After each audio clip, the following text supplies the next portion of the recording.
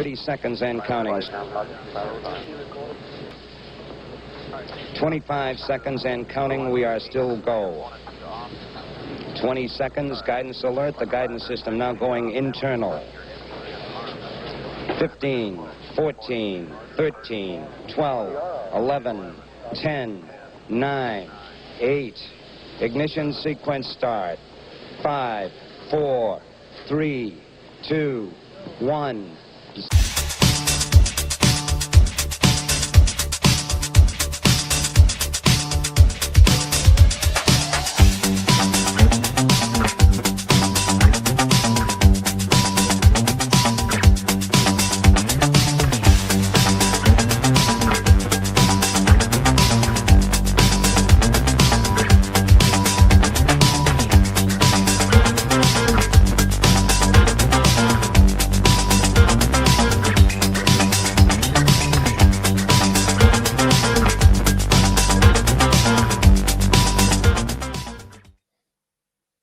Good evening to our viewers in Africa and Europe. Good afternoon to viewers in most of the Western Hemisphere, and good very early morning to viewers in the Pacific Rim, and welcome to a very special episode of The Angry Astronaut. May have a little bit of technical struggle on this one. We've run into a couple of little hiccups already, but thanks to our fantastic producer, we've managed to get going anyway. And we see that people are already sounding off. We got Dublin, Texas, and we got South Delaware. Check.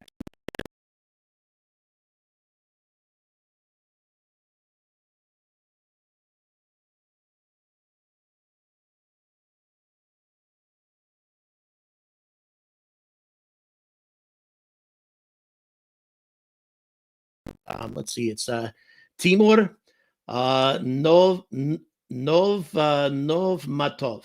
No, is that not? No, wait a minute. Normatov. Timur Normatov. I have no idea.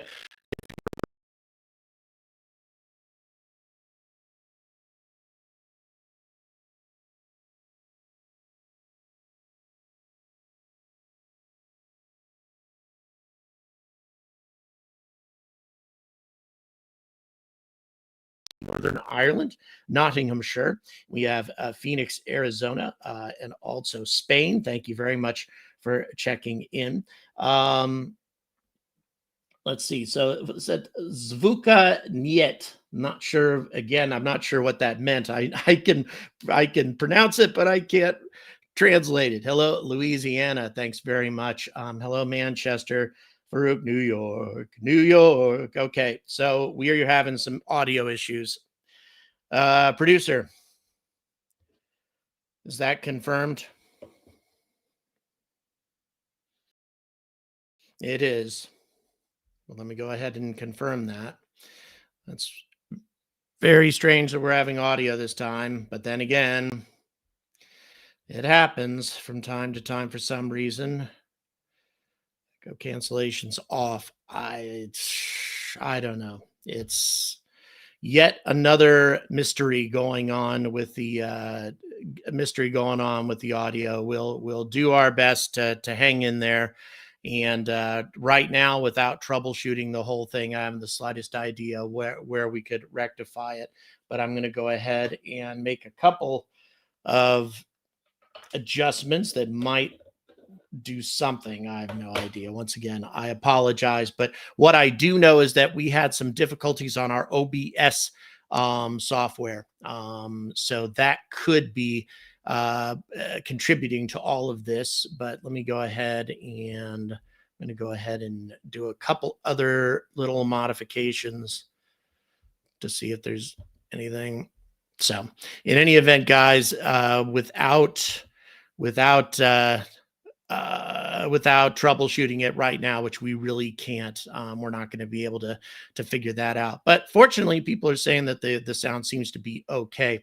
Okay, so it's Uzbekistan, Timur, is checking in from Uzbekistan. So thank you very much for identifying where you're checking in from. We also have South Carolina. We also have Tashkent. Well, okay, so it's Tashkent, Uzbekistan, that Timur is checking in from. I don't think I've ever had a viewer, at least not on the live stream, from Uzbekistan. So really appreciate you being here. It looks like we already have iSpace going live. This is, of course, their this is probably um, copyrighted music going on at the moment. But here we go. Okay. Let's go ahead. No, actually, that's music, so we can't. Right now, they're talking about water resources that they're going to try to help exploiting. That's one thing they've got on this lander that they didn't have on the last one, by the way, is a rover designed to for reconnaissance, for scouting out the lunar surface. So, of course, they're going to have to successfully land, which they didn't do the last time. So, fingers crossed. We'll see how that goes. Hello, Lagos, Nigeria. John, thank you. John Morgan, thank you so much for the tenor. Really, really appreciate your support. So yeah, this is let's hope they pull this off. Like I say, they didn't do it the last time. But you know, practice makes perfect when it comes to landing on the moon. And in addition to that, I'll tell you, iSpace has had a lot of time to prepare for this because it takes a long, long time for the Hakuto lander to get to the moon, an enormous amount of time. And that's simply because they don't have the big engines on this thing that a lot of the other CLPS landers do. By the way, this is not part of the CLPS program. This is a private Japanese lander that's looking to take advantage of increased interest in the moon. But in any event, the reason they can't get there is they don't have big engines. They were not launched by a big rocket. It was actually a combined mission, a shot done in conjunction with the Firefly lander, the Firefly Blue Ghost. And that being the case, the Blue Ghost is the one that got that got to lead off. They got the majority of the trajectory, whereas this iSpace lander was not as big of didn't pay as much for the ride, and so therefore they didn't get as aggressive a trajectory. That's not how they do things. The way they do it is they use the Earth, they use gravity, one slingshot after another, gradually, bit by bit, building that up. Do we have a producer? Do we have a stream to where we can get some commentary from these folks? Okay, right now, not for me, no. Okay, so right now, okay, but we have translation. So right now, actually, we have a translation as to what's being said um, in Japanese currently on the broadcast. And again, this is copyrighted music that we have at the moment. So we're waiting for commentators to come on. Japan did not use their own booster on this one. This was a Falcon 9 that launched not only this probe, but in addition to that, also launched the Blue Ghost lander at the same time. Blue Ghost, of course, made its way to the moon a lot more swiftly because it had bigger engines to carry out the job. This is a smaller lander. It does not have a lot of fuel. It does not have big engines, and so it has to use these multiple flybys of the Earth, utilizing gravitational slingshots again and again and again until eventually it builds up enough velocity to transition to TLI, translunar injection, and then start making its way to the moon, again, utilizing the gravity of the moon to gradually pull it in. And that's why it's taken months. So it looks like this broadcast should be starting here really, really soon. But once again, 3:10 JST time, which is right now, is my understanding. So yeah, we'll see how this goes. All right, David, I'm not sure what to tell you. All I know is that this here we go again. This is more commentary coming, and once again has more copyrighted music, more of a lead in to what's going on here. And of course, you have some English translate up. This fellow speaking English, and you see the Japanese translation, of course, below.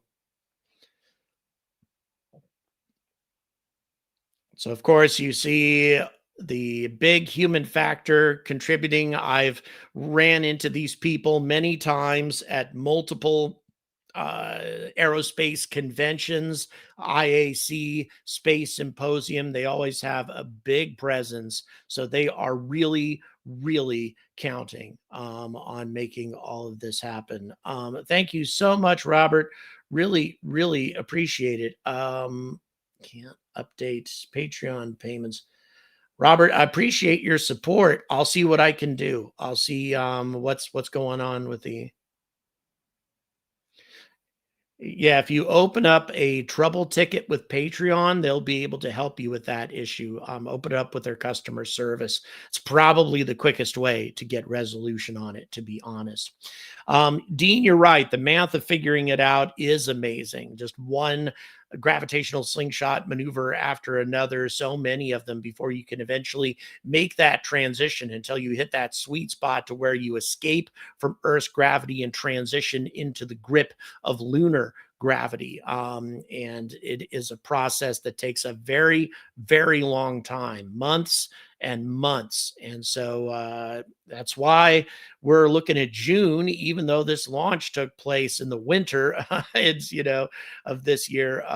You're looking at June before an actual landing attempt. And again, with the iSpace lander, with the Hakuto lander, they're going to need all of that propellant just to maneuver into the appropriate landing trajectories and to set down. That's about all their engines are capable of doing. Not a lot of thrust from location to location.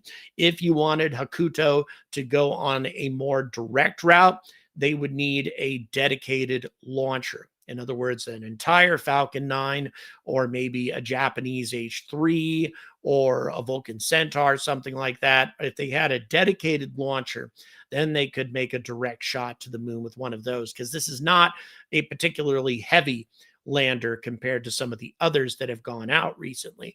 But at the same time, that would cost a lot of money, and iSpace doesn't have a ton of money to invest in these things right now. And so as a result, they're willing to spend the extra time to get to their destination. In terms of landing locations, because I saw that question was asked, and something, they actually have not it's not on their website, but they may have some more information here elsewhere. Just a moment, and let me go ahead and get this to you. The Mare Frigoris, that's the primary landing spot in the middle of Mare Frigoris. All right, and just for fun, because that's a region of the moon that I am not as familiar with. So let's go ahead and check out Mare Frigoris according to the BBC. Now I'll see if I can give you guys a little bit of information on that. Mare Frigoris managed to hold on. Okay, let's see. It's a long, thin lunar sea stretching east to west along the northern part of the moon's disk for approximately 1,400 kilometers. And its average width is about 250 kilometers. The age of this feature is 3.9 to 4.6 billion years. So this is one of the older features on the surface of the moon. The central and western parts look like they can curve concentrically, with another feature called the Mare Imbrium, while the portion to the east looks as if it's concentric with the Mare Serenitatis.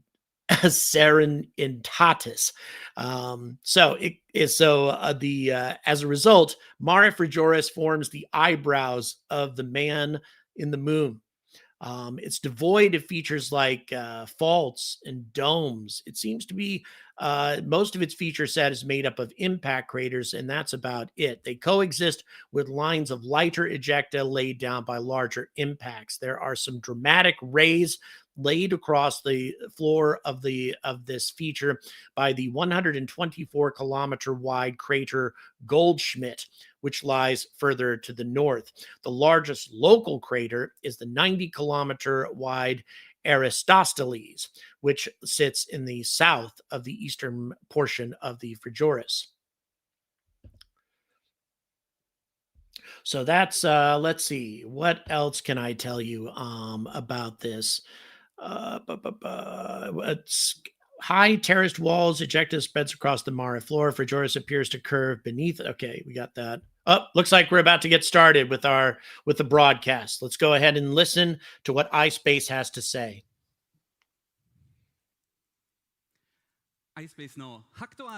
Welcome to the live streaming event for iSpace's Hack-to-Earth Mission 2 Venture Moon Lunar Landing. This event will be conducted in Japanese, but you can enjoy the live broadcast by accessing iSpace's official YouTube channel. Enjoy the live broadcast in Japanese on the Hack-to-Earth channel, and for simultaneous English interpretation, go to the iSpace channel. For English interpretation of our live stream, please access the iSpace YouTube channel or iSpace-inc.com/landing. I'll be your MC for today's event, Kevin Zaleski from iSpace PR, and I'm Riko Shintaku from iSpace IR. Thank you all for joining us today.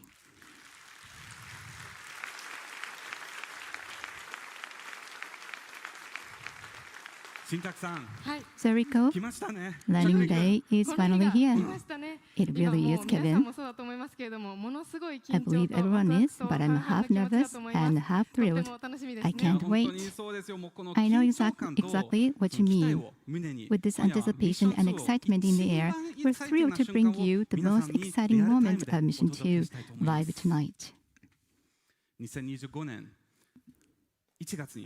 After launching in January 2025 and spending nearly 5 months traveling through space, iSpace's Resilience lander and Tenacious rover are now on the verge of achieving Japan's first and Asia's first privately led lunar landing. For those of you joining us for the first time, allow me to give a brief introduction to iSpace. iSpace is a global company engaged in lunar exploration. Our vision, expand our planet, expand our future, reflects our mission to harness space for the benefit of humanity so that people on Earth can continue to live prosperous lives into the future. We aim to expand the sphere of human activity into space and create a sustainable lunar economy. To begin, we're offering reliable payload transportation services, that is, delivering customers' payloads to the moon and providing lunar surface data. What truly sets iSpace apart is our global presence. While today's broadcast is from Japan, we also have offices in Denver, Colorado in the United States and Luxembourg in Europe. With a team of approximately 300 members across these 3 locations, we continue to grow as a global enterprise. Our first commercial lunar exploration program consists of 2 missions. Mission 1, which attempted a lunar landing in April 2023, unfortunately did not succeed. However, we applied the lessons learned from that mission to prepare for today's second landing attempt. Mission 2 includes not only a lunar landing, but also plans for lunar exploration using our own in-house developed rover. And that is not all. Team Driver Commercial Mission 1 will deliver NASA payloads from the Apex 1.0 lander developed by our U.S. subsidiary, iSpace US, to lunar orbit and the lunar surface. TDCM-1 will contribute to the U.S. Artemis program through this mission. All right. Today's live stream is coming to you from Otemachi, just a short distance from the Hector R Mission Control Center in Nihonbashi, Tokyo. We are broadcasting from Rising Square, a venue provided by Sumitomo Mitsui Banking Corporation, one of the official partners of Hector R. As you can see, we're joined here by a wide range of people who support iSpace, corporate partners, clients, representatives from government and financial institutions, members of the space industry, and of course our employees. It's truly a gathering of what we might call the iSpace ecosystem. We have a total of around 550 people here tonight, and despite the late hours, the energy in this room is incredible. Are you guys ready Everyone, for the lunar landing? are you ready for the lunar landing? ありがとうございます。もうすごい熱気 Thank ですよ you. ね。 Wow, that's amazing. I really can't wait to celebrate a successful landing with all of you. The expected landing time is less than an hour from now at 4:17 a.m. Today we're scheduled to reach milestone Success 9, completion of the landing sequence, which refers to the lunar landing itself. As for the subsequent milestone Success 10, stable operations on the lunar surface, it may take some time to confirm after the landing.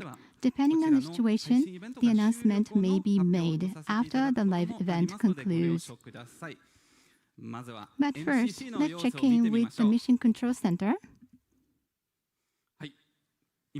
The Resilience lander, currently on its way to the moon, is being operated from the Hector R Mission Control Center, MCC, in Nihonbashi, Tokyo. As you can see in the live footage, the iSpace team is actively preparing for the landing. はい、もうご覧いただいているように、 As you can こう see, 皆さんちょっと緊張した面持ちが伺えますね。 Everyone seems quite nervous. Yes, the MCC crew in Nihonbashi is already fully focused and in mission mode. Also, during the landing, we may hear live audio updates from MCC. If any English announcements come through, the venue speakers will jump in and explain them for you. So stay tuned. Additionally, the Resilience lander is about to perform a maneuver to leave lunar orbit. はい。それでは今日この着陸に向けて The preparations for today's landing have actually been underway at the MCC for several days already.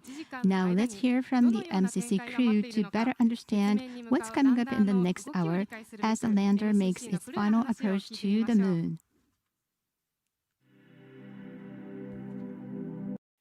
So go ahead and cut me in, please. All right. So once again, we have copyrighted music currently. So in any event, I apologize that we have to cut this fella off real quick. But in any event, very interesting. They haven't even begun the descent level. They are still in lunar orbit at the moment, which is quite interesting. Also, what I'm very impressed with is that one of their two spokespeople, his Japanese, once again, I'm not an expert in Japanese, but man, it sounds pretty good. And again, you don't run into that a whole lot where you have Americans, Europeans, whatever, who are able to pick up the language that thoroughly. This guy really does a good job with that. The fact that he's one of the narrating in Japanese and clearly not from Japan. Very, very interesting. So anyway, Mike, thank you so much for your support. Really, really appreciate it. That's two actual super chats that the awesome Big Mike, longtime supporter of this channel, has made. Really, really appreciate it. So once again, we're looking at the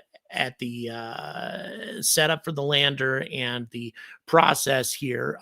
Again, they are about to enter into that approach trajectory. And from where they are now, which is still in low lunar orbit, and then once they are in that approach trajectory, they are committed. Quite committed indeed. So Farouk, I'm on this broadcast for as long as it takes. That's the way it always works with these things. I'm here until at least we have a good idea as to whether or not we have a success or failure on touchdown. That's how we do things here on the Angry Astronaut. We're here for as long as it takes to get this done.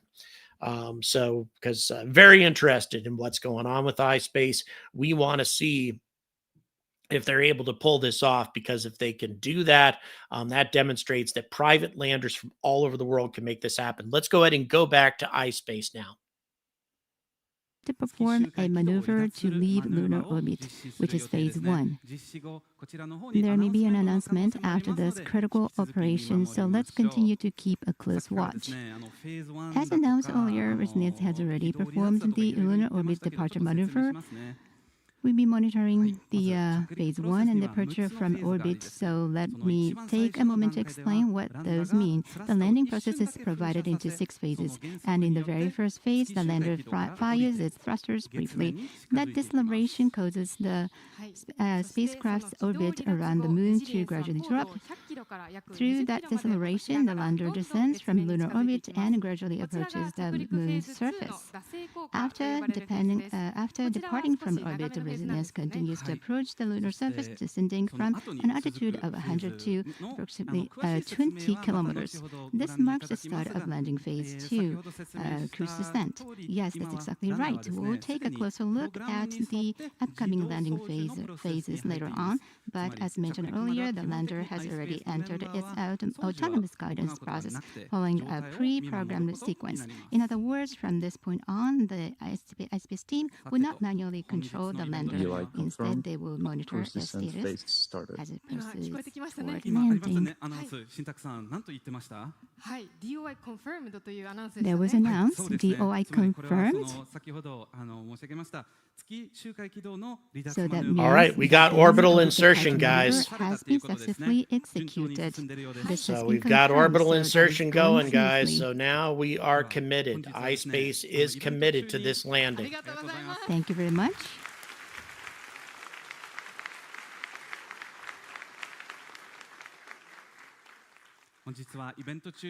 Now, during tonight's event, the Mission Control Center will be using real-time data called telemetry, which is transmitted directly from the Resilience lander to help visualize and explain the lander's current status in an easy-to-understand format.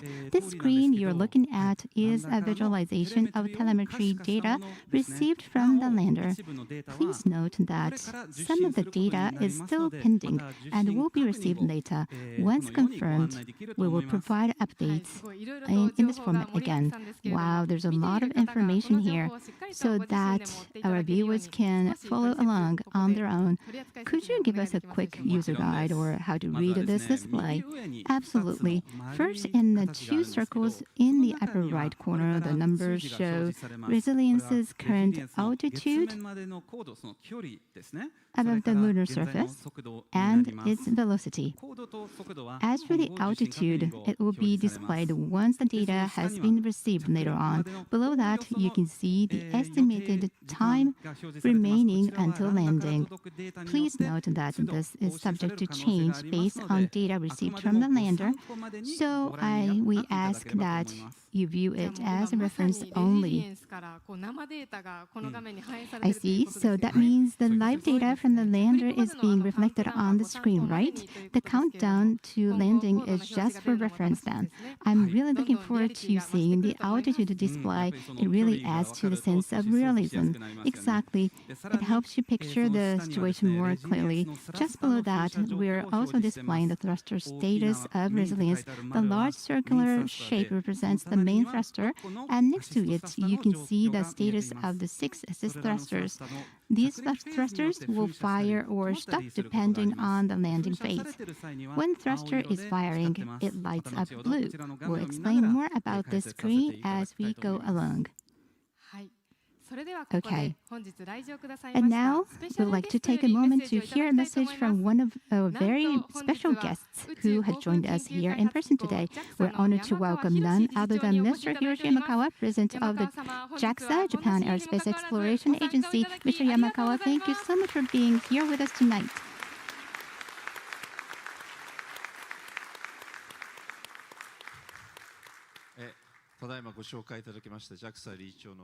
I am Hiroshi Yamakawa, President of JAXA. I thought quite a bit about my speech, but I'm overwhelmed by your passion at the moment. First of all, I would like to offer words of congratulations to everyone who has been working so hard to welcome this day. CEO and founder, Mr. Hakamada, and everyone at iSpace, everyone associated to this event. Up until today, I know all of you made hard effort to come to this point. And many missions and projects we have undertaken at JAXA. We have welcomed many guests like this, so I understand how you feel right now, quite nervous and thrilled and excited, I'm sure, but at the same time, very excited and passionate about what's going to happen. I feel the same. I'm so looking forward to this. And I have a chance to speak with you. I speak with everyone in the industry every week, and lots of people from all over the world, and lots of people talk about your venture, your project, this Hacked-R2 event or project. I'm so looking forward to what's going to happen today. Thank you very much. Thank you, Mr. Yamakawa. Got about 46 minutes, guys. 17 past the hour. Actually, about 45 minutes at this point to estimated even more touchdown. Special is that we're connected to 3 global venues. In addition to our venue here in Otemachi, Tokyo, we're also connected with iSpace's offices in Luxembourg and Denver, Colorado, as well as in Washington, D.C., the capital of the United States. First, let's start our live check-ins. First up in Luxembourg. This year marks the 20th anniversary of Luxembourg joining the European Space Agency, and a special commemorative event is being held today. So today's event is hosted by the Luxembourg Space Agency, LSA, and many are watching to cheer on the Resilience lander and the Tenacious rover developed in Luxembourg as they prepare for landing. The Tenacious rover heading to the moon was developed by iSpace's European office with the support of LSA, and if today's landing succeeds, it will become the first European rover to drive on the lunar surface. Many VIPs, including representatives from the Luxembourg government and the European Space Agency, are watching the Resilient lander's descent in person at the venue. And today we are hearing comments from 3 distinguished guests. First is the CEO of the Luxembourg Space Agency, Mr. Marc Serres, and the Director of Commercialization, Industry and Competitiveness at the European Space Agency, ESA, Mr. Giladi Nages, and then also the Dr. Julian Lamman, CEO of iSpace Europe. Hello, everyone. I'm Janet, launched from Cape Canaveral on a SpaceX Falcon 9. Once again, come on, make some noise. There we go. Got to get it up there. Got to get it up there. Come on, come on, come on. Wow, that is intense. Thank you so much. And then just what's new in space in Luxembourg and Europe? Yeah, thank you everyone for joining us from all over the world here in Luxembourg. This means a lot. We have several hundred people here in this movie theater and another movie theater behind me. And of course, everybody came here to witness the landing of Resilience, but also cheer for Tenacious. Tenacious has spent 5 months in space. It's really eager to stretch its legs and go for a ride on the moon. Tenacious means a lot to the crowd here. It was built in Luxembourg by our team, iSpace Europe. Shout out to iSpace Europe, please. And of course, to build a lunar rover in Luxembourg, the first lunar rover in Luxembourg, the first European-built rover to have gone into space. It takes a lot of talent, it takes a great team, also takes the support, trust, and I would say love from the European Space Agency and the Luxembourg Space Agency. And this is why I'm very happy to give the floor to Géraldine Nadja, Director of Commercialization at ESA, and then Marc Serres, CEO of the Luxembourg Space Agency. Thank you, Julie. Thank you. Well, I can just say that ESA is extremely proud and thrilled to support iSpace Mission 2. We will provide, we provide ground services, we provide telemetry and tracking, which is essential infrastructure for lunar exploration operations. So we are very happy for that. I would like also to say that this is a very good example of how we can support new space actors in Europe. Commercialization. This is, as you know, what we are really eager to do at ESA, and also to support eventually a sustainable European and Japanese presence on the moon. So this is really good. And last, I think Tenacious is hopefully a very successful technological achievement, but beyond the technology, it's also, once again, a symbol of the future of lunar exploration. So very happy to be with you. Thank you, Géraldine. So, of course, I'm very happy, and I think all the team is very happy to be here tonight and part of this really amazing event. It's a very emotional moment to be here and to be connected with you in Japan, to watch this memorable moment. As you heard, there is a lot of excitement, but at the same time, a lot of tension here. We are all sort of looking at what will happen now in a few minutes.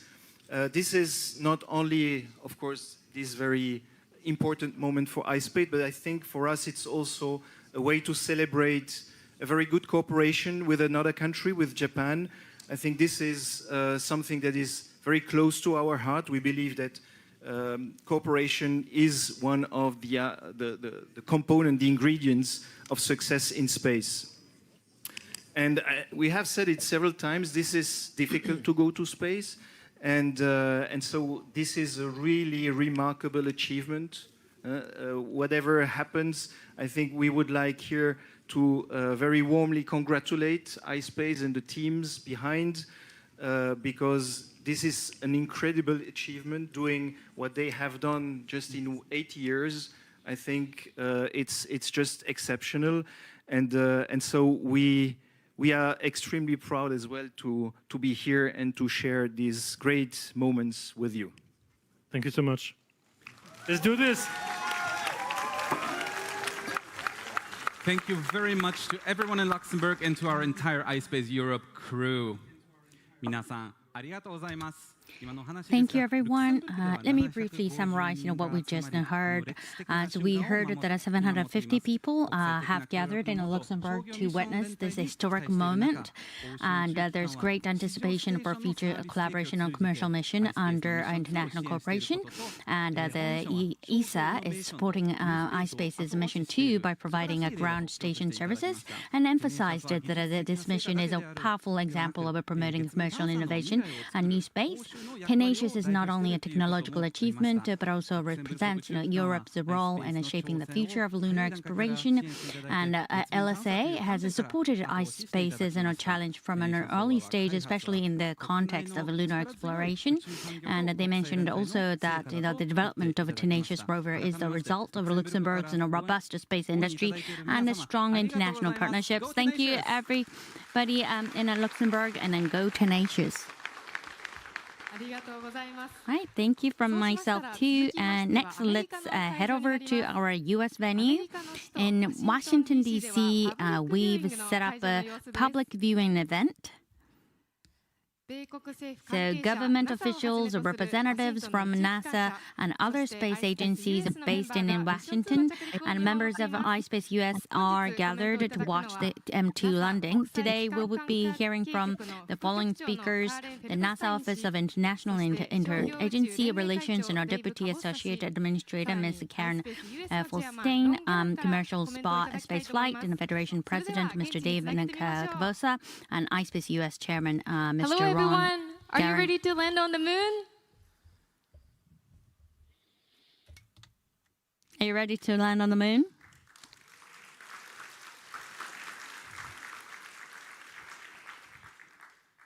I'm not. Hey guys, we I can't think hear they're having you. audio problems there it's as well. possible that you have to turn on your audio feed. Sorry about that. Yep, we're not hearing any response from the U.S.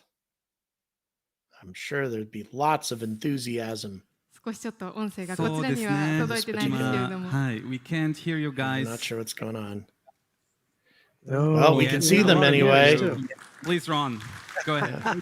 There we go. Luxembourg set the stage for us, and we had to get a higher bar. So thanks Julian, for that. But we're all here. We got about 150 people, very, very excited people gathered here in Washington, D.C. So let's all say hi.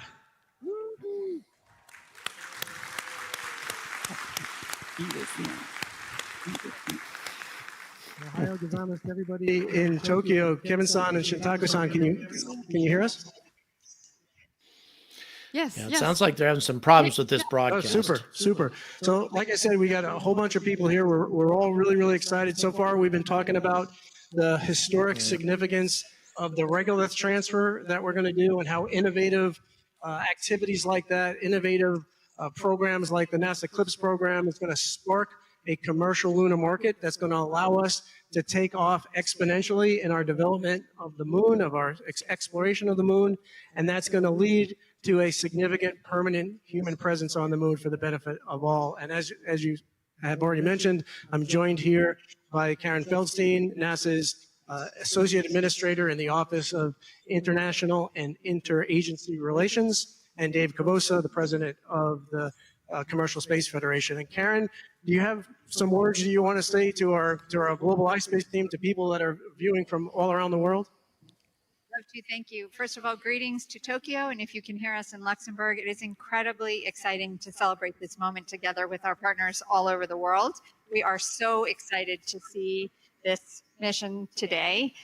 You've talked about these big milestones. We are so proud at NASA of our CLIPS program and the stimulation we've given to creating this lunar economy and creating a predictable environment.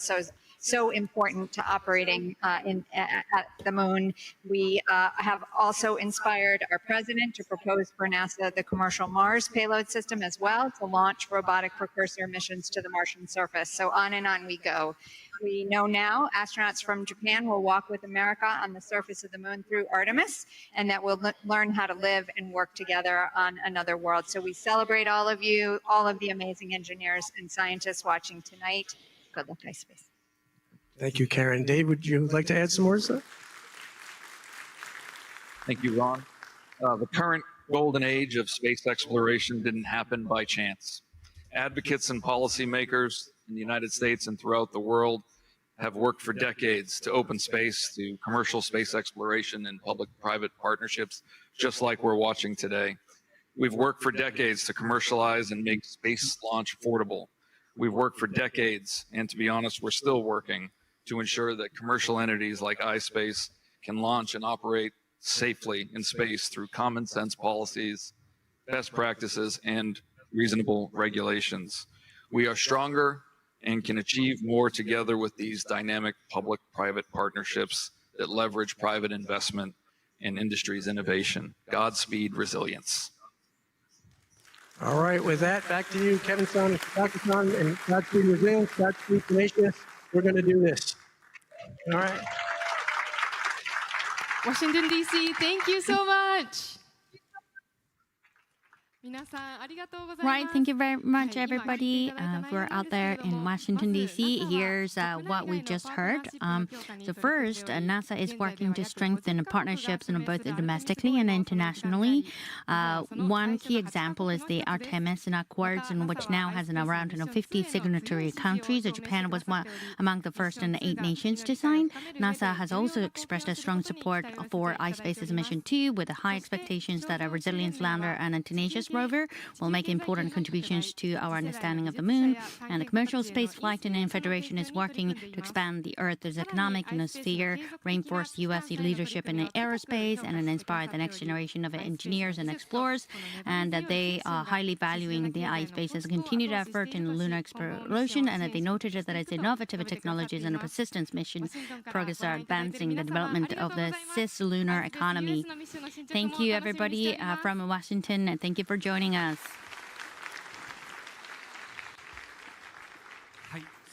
And then finally, let's connect it to the viewing event at iSpace US headquarters in Denver, Colorado.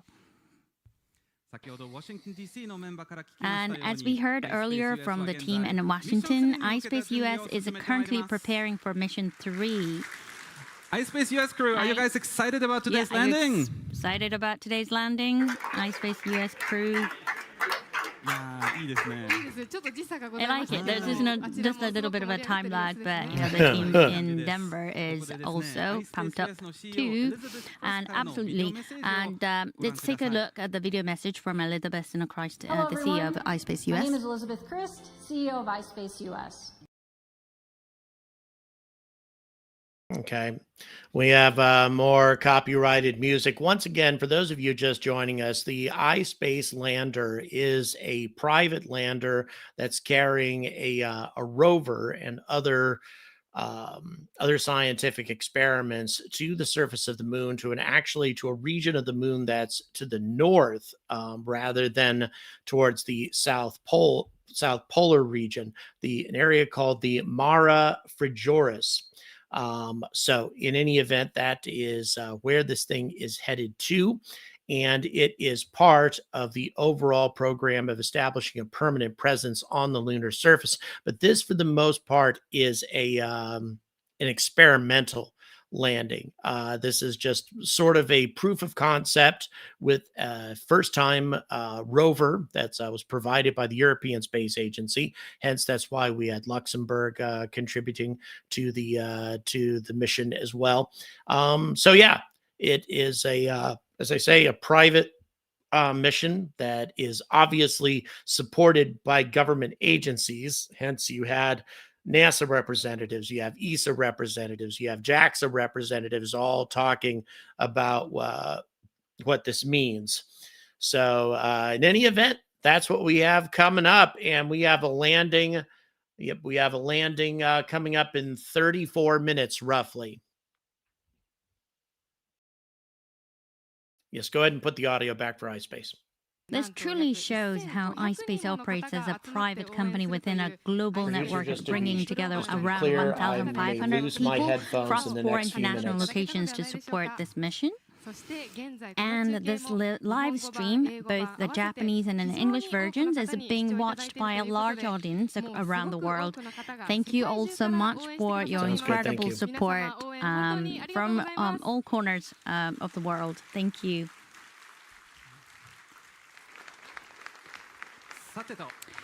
Well, now that we've felt the incredible energy of support from around the world, and we have another very special message to share.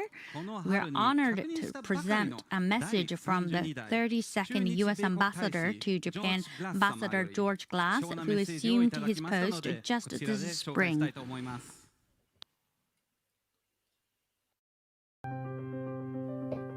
Greetings from one mission control to another. I'm George Glass. All right. So once again, now we have the U.S. Embassy saying what they're going to say.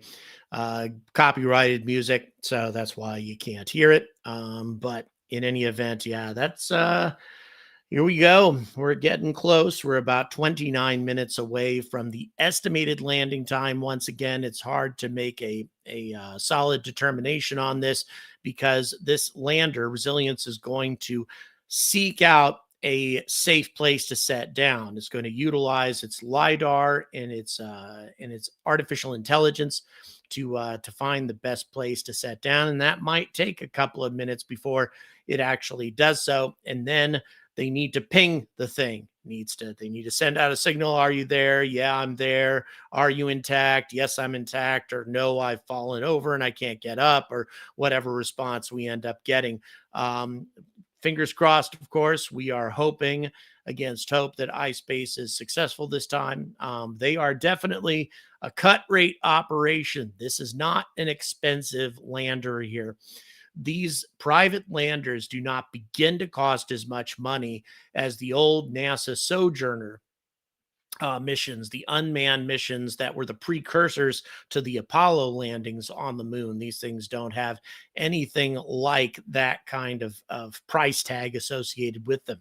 So when you cut back on budget, you're also cutting back on redundancy systems and capabilities. So sometimes it can be a little dangerous. So once again, let's go ahead and bring iSpace back. This part of the program, we're honored to welcome one more very special guest. Rico, could you do the honors? Of course. Ladies and gentlemen, it is my great pleasure to introduce to you today the Minister of State for Space Policy of the Cabinet Office and a member of the House of Representatives, Minister Minoru Kiuchi. Minister Kiuchi, thank you very much for joining us today.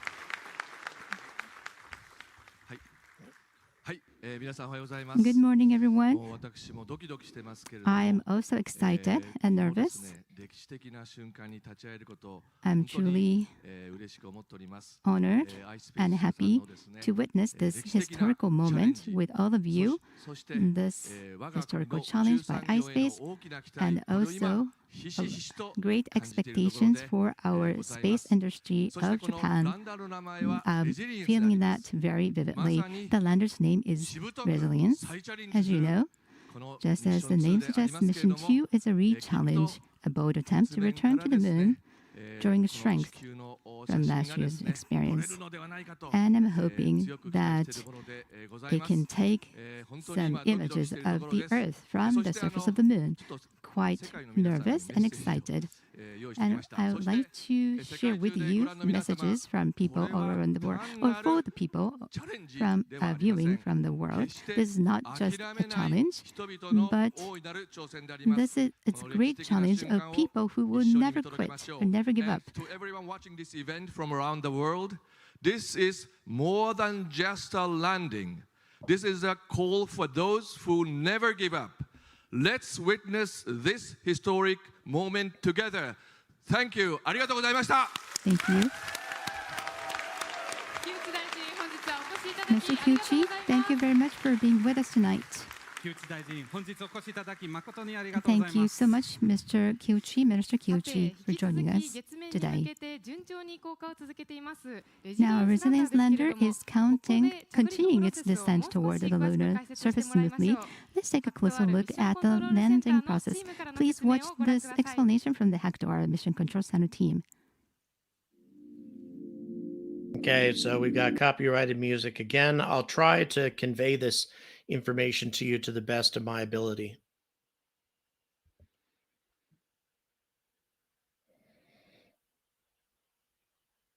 Okay. So all of this is just a standard procedure. They utilize the engines to slow down that approach as the orbit drops lower and lower to where the velocity is down to a point to where they can flip over and land successfully.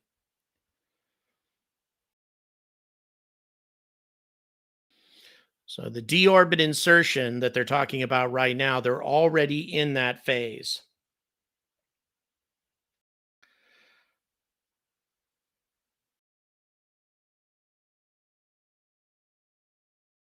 All right, so coast descending is the second part. So this is a very gradual process of closing in on the lunar surface. To about 10 kilometers, that's when they hit phase 3, which is the braking burn. That's the part where they've really got to try to slow down so that they can make a stable descent.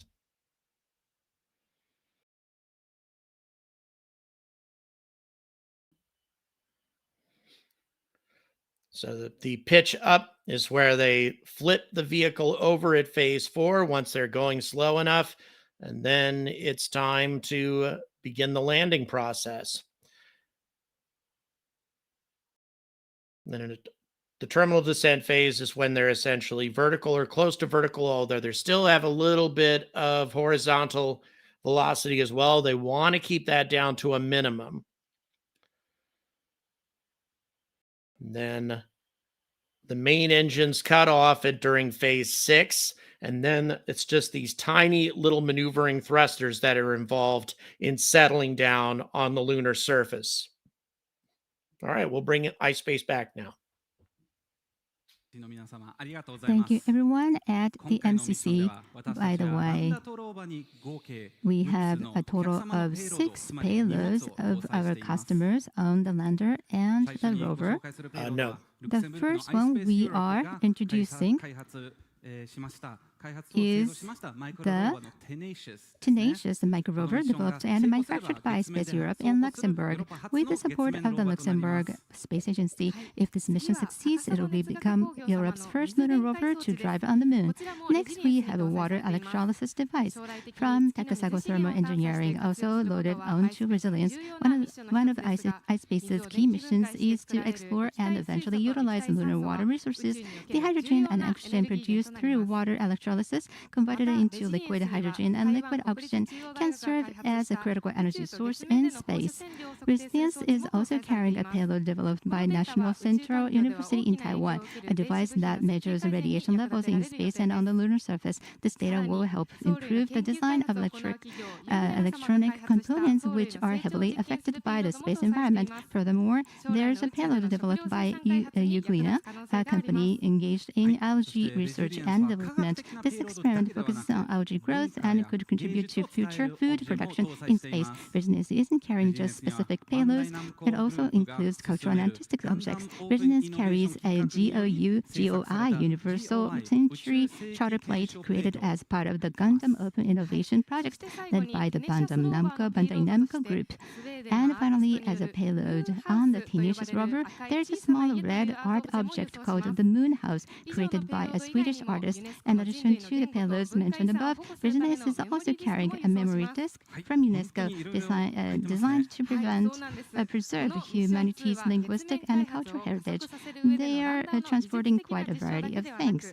Mission 2 is not only a technology demonstration for accelerating lunar development, but also a part of the HACTO-R program designed to validate iSpace's business model for lunar transportation services. Let's welcome someone who knows the Resilience lander better than anyone. Joining us now is Mr. Yoshitsugu Hitachi, Executive Vice President of Engineering at iSpace and the lead for Mission 2 development.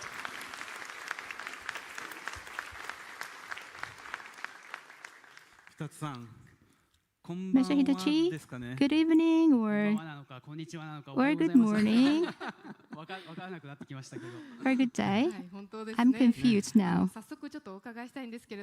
Well, I'd like to ask you about Resilience that's now on its way to landing on the moon. Could you share with us, frankly, how you're feeling right now? Let's see. After Mission 1, in order to welcome today, we have been preparing so hard to be fully prepared for today. And earlier, I was a bit nervous, but on the stage, looking over you, all of you, I am beyond nervous. And what we as a team are trying to achieve, I am looking forward to that. I am rather excited. My heartbeat is so strong that it'll probably jump onto the moon. That's how excited and thrilled I am right now. It's been 2 years since Mission 1. So the development of the lander and the growth of the team, has there been any progress? Well, as was seen in the video footage at the beginning, we did not have a good luck in Mission 1. We did not succeed in lunar landing. However, in a sense, it was a successful experience for us because we are now able to leverage what has been learned from that experience, reflect that onto our next mission. And there are a lot of things we did for Mission 1, and our team members experienced all of those, and we are now endeavoring to achieve this new mission. We have come this far, and the team has grown so much.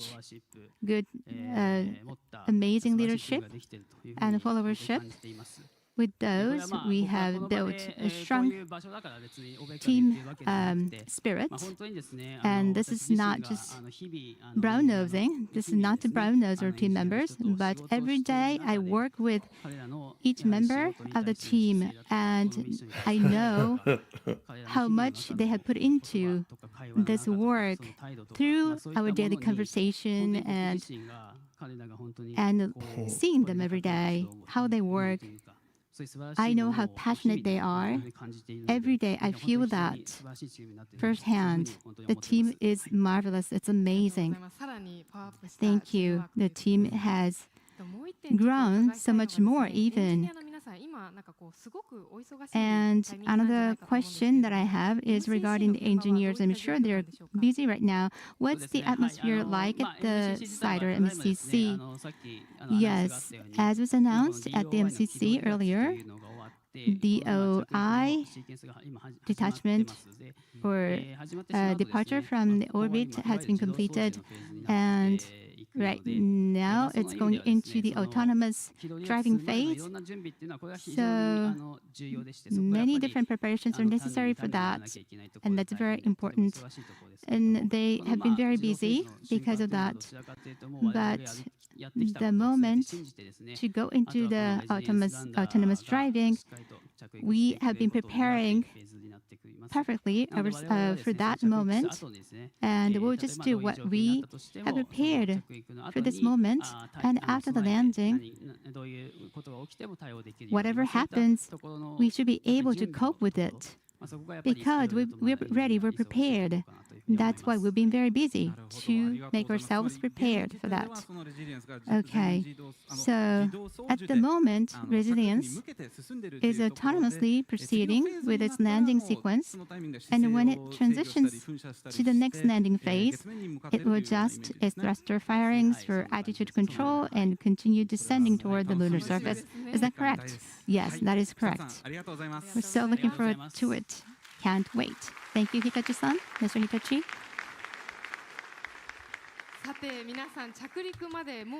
Right, we're just a moment away from landing, only 15 minutes to go.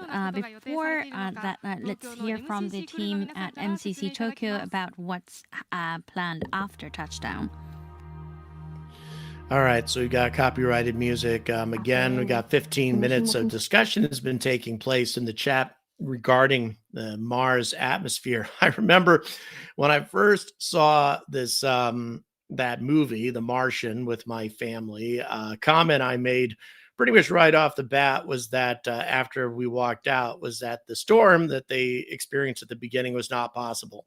That Mars atmosphere was not dense enough, regardless of the wind speed, because the Martian atmosphere is less than 1% as dense as that here on Earth. You just don't get powerful winds. It's impossible. So anything that would blow a lander over or send an astronaut flying through the air, that doesn't happen on Mars. It was kind of funny. My ex made it kind of, I'm sure they have scientific advisors on this movie, Jordan. And then my kid showed up the next day and said, "You were right, Dad." Teacher said that it was impossible for that to have happened. It's too bad that I always needed outside confirmation that I was right about something. But in any event, yeah, that was a moment of redemption for me. So in any event, as far as these cargoes are concerned, I'm actually kind of impressed with the variation, especially the water electrolyzer. What they're going to try to do is, I hope, is take some lunar regolith and extract some of the water that's in the regolith. And there is water distributed throughout the regolith, throughout the moon, just not in huge amounts in this region of the moon. But they're going to see exactly how much water they really can extract from the regolith, perhaps, and try to process it to see just how practical it might be to try to get water reserves in other parts of the moon besides the South Pole. We'll go ahead and bring iSpace back. Well, according to the schedule, we have about 13 minutes left until Resilience lands. Everyone here at the venue and watching online, it's almost time. It's really exciting. Let's hear your excitement. You know, there you have your Resilience towels. You know, we just now heard the announcement. Breaking burn phase. So the phase 3 breaking burn has just started.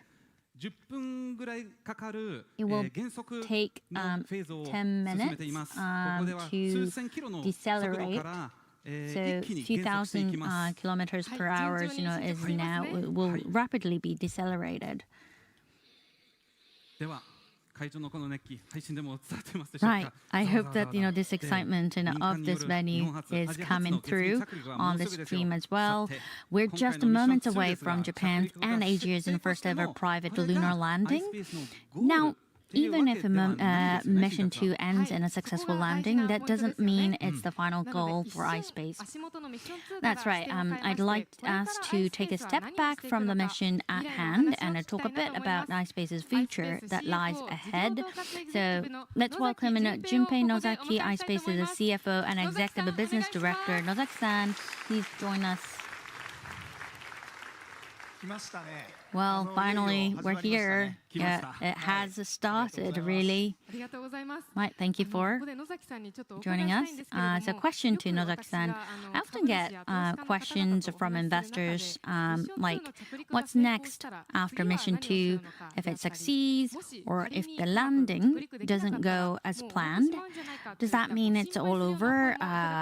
So, some concerns and some questions, and what would you say to these? I completely understand, you know, those questions and concerns, but please rest assured, Mission 2 is incredibly important, but just as important is the fact that iSpace is committed to going to the moon again and again, and we do have this, after Mission 2, we plan to launch in Mission 3 and Mission 4 towards the moon by 2027. Right. And so we'll be using the Apex 1.0 lander, this image, and our Series 3 lander for those missions. You know, we actually have a video of the latest prototype of the Series 3 lander. Right. So this is currently under development, Series 3.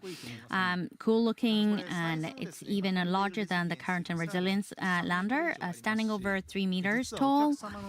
And it's designed to carry several hundred kilograms of clients and payload to the moon, much more than before. And, you know, instead of, you know, the 4 to 5 months it used to take, this new model will reach the moon in just about 1 month.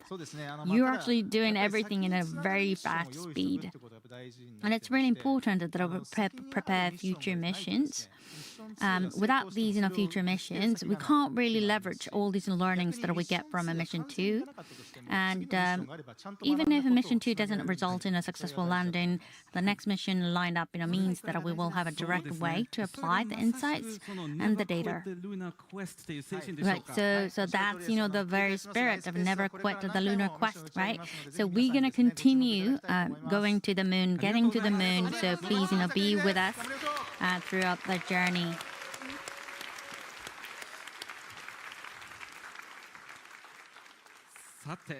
Well, it's almost time for the landing. So 9 L minus 9 minutes. So let's have, you know, the CEO founder Hakamada-san coming on stage.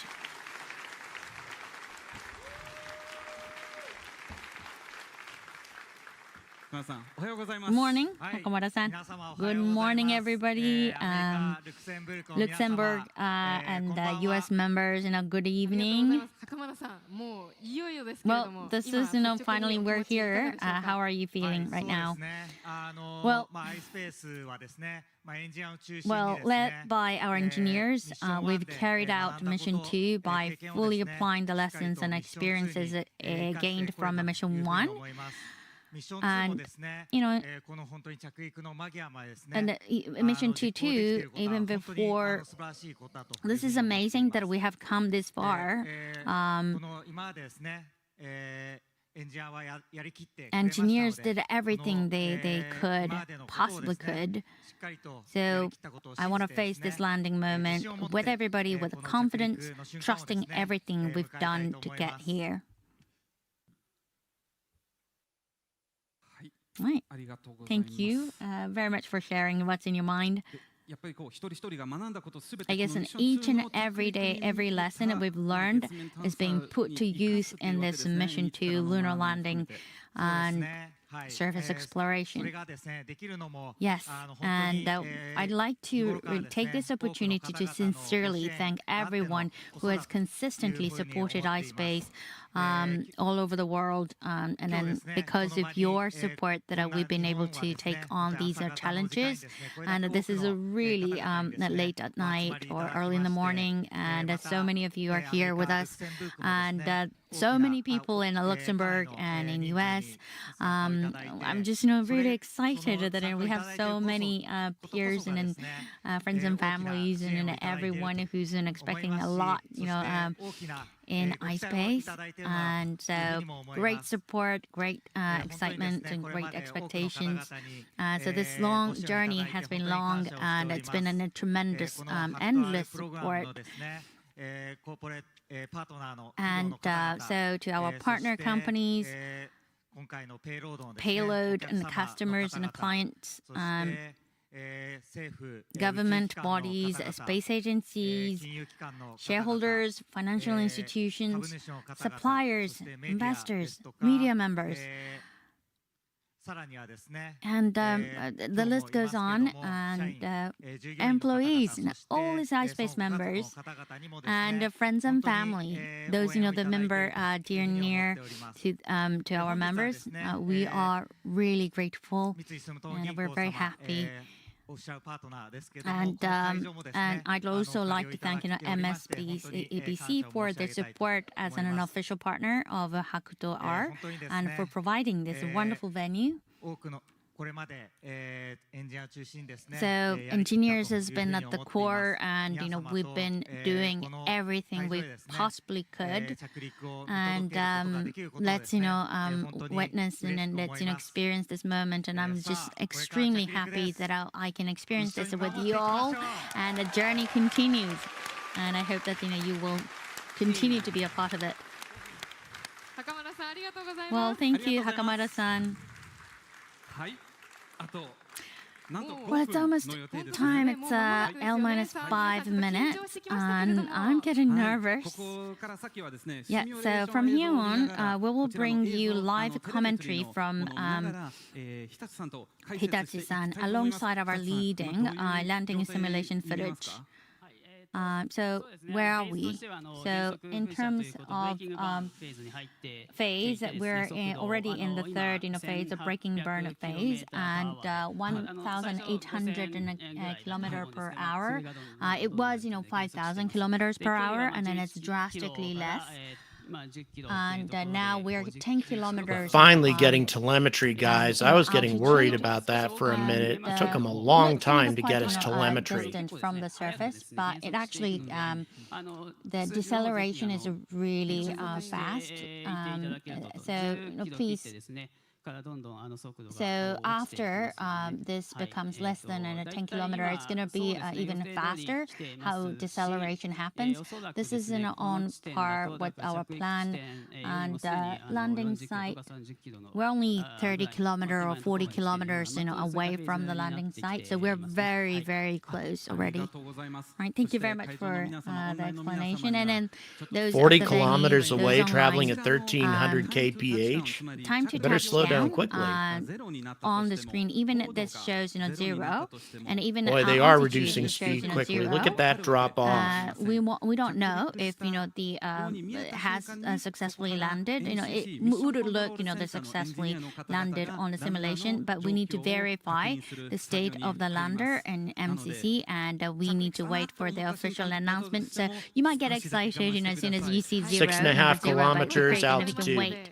We will hear the live announcement over the speaker, and let's celebrate when we hear the official announcement. So this is going to be go ahead and do that. Quiet moment, waiting for the very, very special moment. But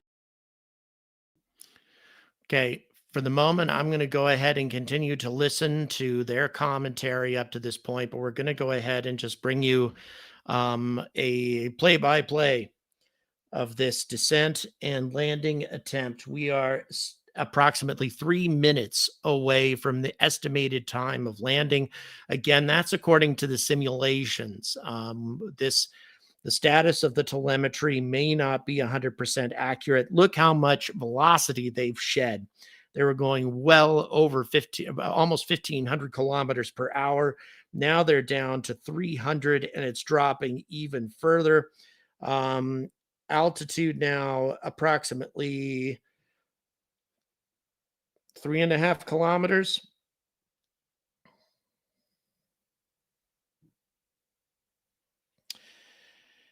And man, look at that speed dropping off. They're just barely over 200 kilometers per hour now.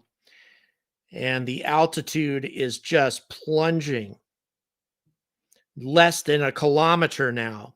They are hovering 3,000 feet above the lunar surface. Boy, look at how fast it's dropping off. This is a little worrisome. We'll see here. Again, all of this may just be, oh my God. Okay, the telemetry obviously is incorrect now.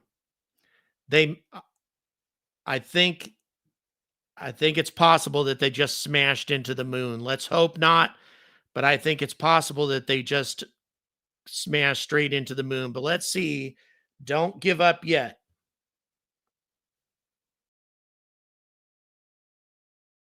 Nope. Telemetry is incorrect, guys. Telemetry is incorrect.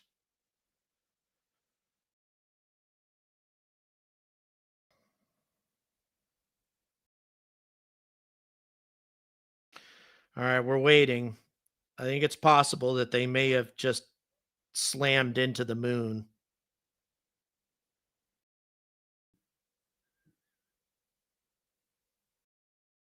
Oh boy, I do not like the reactions I'm seeing from the staff. I do not like these reactions.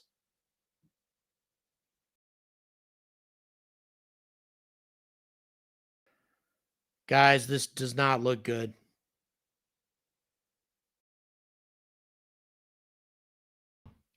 Doesn't look good.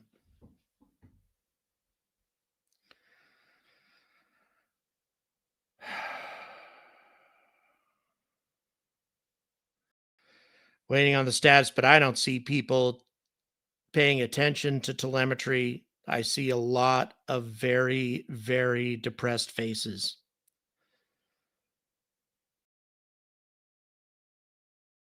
Yeah, near as I can tell at this point, I would say that there's a decent chance that Hakuto R has just slammed into the moon at a high velocity. Looks like they may have had a failure with the braking burn, because that altitude dropped off way too quickly. There's a lot of anxiety here. I mean, and most probably failure. But we're still waiting for confirmation, guys. We're not going to give up on it yet, but nevertheless, with telemetry gone and with the numbers that we were seeing,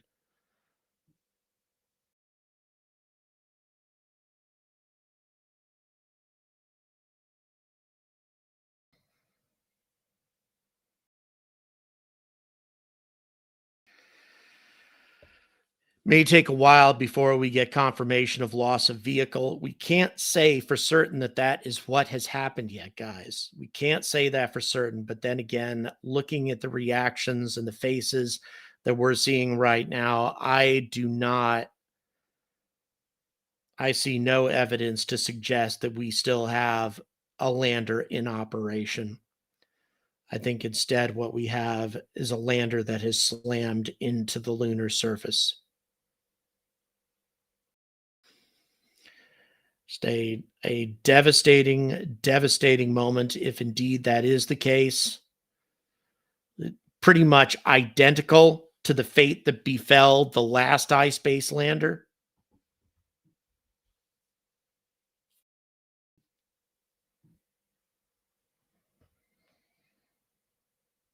And you also see what appears to be an evacuation of staff. There seems to be a lot of staff leaving the room at this point.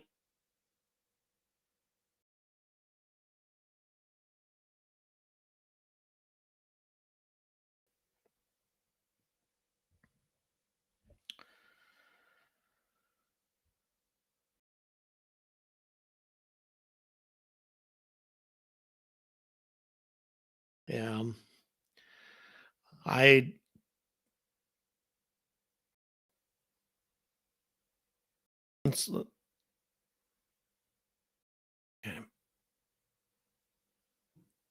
We're probably going to lose their feed, to be honest.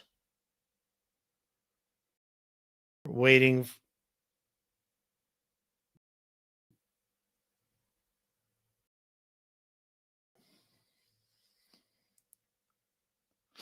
All right.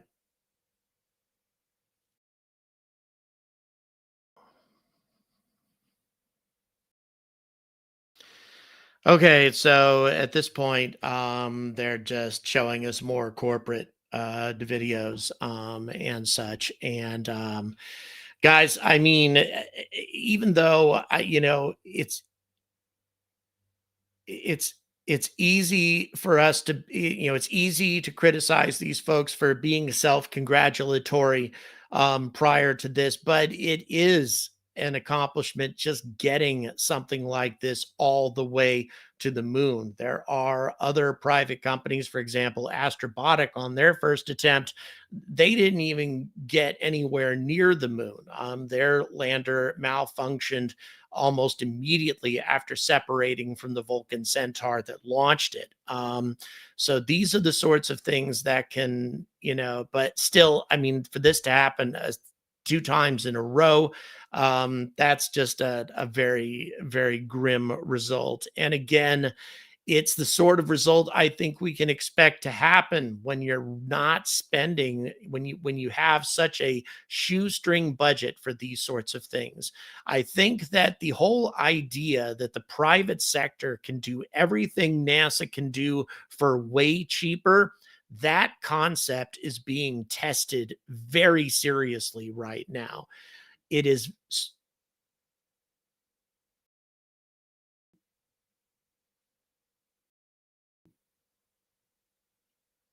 Oh, okay. We've got another YouTube stream to put us in a better mood, I think, after this. So in any event, but yeah, I mean, again, I think that this is a lesson learned a little bit, and an open question as to whether or not this private CLPS approach, which, by the way, iSpace is not a CLPS lander, but it's built on the same concept, trying to get everything done that NASA used to be able to do for a whole lot less. We're talking 1/6 the price, or perhaps even less than that. And when you're trying to do something as complicated as landing on the moon for that kind of cut rate budget, you're going to encounter failures, a lot of failures, before you have a success. The only real shining example of a success up to this point with this whole philosophy of utilizing private, low-cost private landers to land on the moon has been the Firefly Blue Ghost. That was the only one that was completely successful. Every other landing has either failed completely or at least had a partial failure, tumbling over, something like that. Firefly was the only one that pulled off a successful landing. And again, that's not to say that these companies don't have the right stuff or they don't have the knowledge or any of that sort of thing. They just don't, without the necessary funding. They're going to have a very challenging time trying to set down. There aren't as many redundancy systems. There aren't as many backup thrusters. This may have been just a situation of a thruster or two failing, and a more resilient NASA lander with 6 times the budget might have had quite a number of backup engines in order to handle a scenario like that, whereas something built on a much smaller budget might not have been able to pull it off. And here's the big question now. If this is happening with unmanned landers, what's going to happen when we try to put human beings on the surface of the moon, utilizing, again, private companies for a reduced price? SpaceX has demonstrated that it can be done, that they can make human space flight both cheap and affordable with Crew Dragon. They've definitely been able to do that. But there are quite a number of other examples of failed attempts with private companies trying to do these sorts of things as well. And that could make it very, very challenging, I think, in the future. To carry this whole thing out exclusively with private companies. I still think that companies and organizations like NASA that have the funding and the know-how and the experience in doing these sorts of things, they still might want to take on at least the more important aspects. That is to say, the human-rated landings on the moon. Those still we might want to do the old-fashioned way. Again, hard to say for certain. There's still a lot of private landers to come, so it's hard to say for sure. Mike says these lunar landers do not have the RCS thrusters to control yaw and roll while rotating into a vertical orientation due to funding. Very good point, Mike. And that is indeed the case. So at this stage, we're waiting for iSpace to come back. But I'll tell you, I hate to say it, but at this stage, if they don't have any information at all, no telemetry, no information, the only thing we're waiting on now is the details on exactly how the spacecraft slammed into the moon. A very depressing result for iSpace and for Japan. So a letdown, to say the least. And also for ESA, for the United States branches of iSpace, all of the people that were involved in this, definitely a disappointing thing. The fact that they got it to the moon is an impressive accomplishment. But really, in this day and age, when we're trying to set up a permanent presence on the lunar surface, we're going to need to do a little better than that. Thanks very much for watching, folks. Really, really appreciate you tuning in. Please don't forget to like and subscribe. Also, please consider supporting this channel either through your generous super chats or on Patreon. All the details in the description. And until next time, stay angry about space.